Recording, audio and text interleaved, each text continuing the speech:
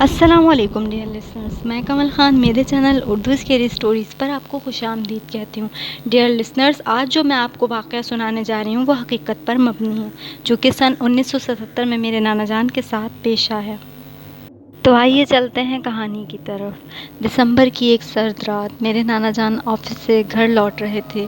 رات زیادہ ہو گئی تھی، جس کی وجہ سے کوئی رکشہ ٹیکسی نظر نہیں آ رہی تھی۔ میرے نانا جان نے سوچا شاید نزدیک آگے چل کے کوئی سواری کا انتظام ہو جائے۔ اسی سوچ میں میرے نانا جان پیدل چل پڑے۔ اسٹاپ پر پہنچے تو نانا جان کو ایک بس نظر آئی، جو کہ میرے نانا جان کے گھر کے اسٹاپ سے ہوتی ہوئی گزرتی تھی۔ نانا جان اس میں سوار ہو گئے۔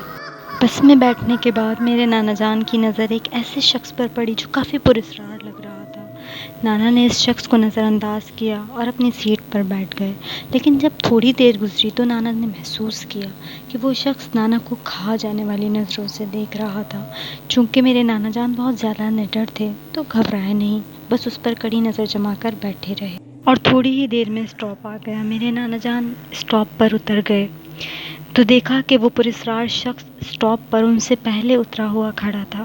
نانا کو کافی حیرت ہوئی، لیکن انہوں نے اسے نظر انداز کیا اور بچوں کے لیے کچھ کھانے پینے کی اشیاء لیتے چلیں اس سوچ سے نزدیک کی دکان کی طرف چل پڑے۔ جب میرے نانا جان اس دکان پر پہنچے تو میرے نانا جان کو حیرت کا شدید جھٹکا لگا، کیونکہ وہ شخص وہاں بھی ان سے پہلے موجود تھا۔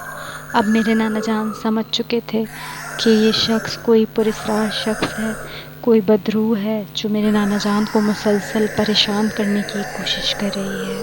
نانا نے دکان سے تمام ضروری سامان خریدا اور فوراً اس دکان سے گھر کی جانب چل پڑے۔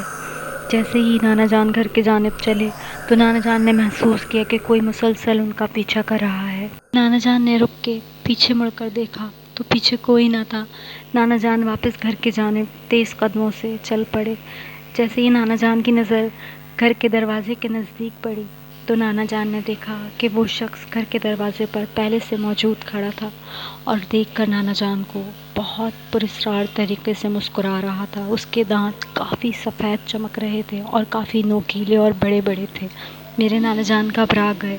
انہوں نے سوچا کہ اب گھر کس طرح جاؤں گا۔ اچانک نانا جان کو خیال آیا کہ انہیں تلاوت قرآن پاک کرنا چاہیے۔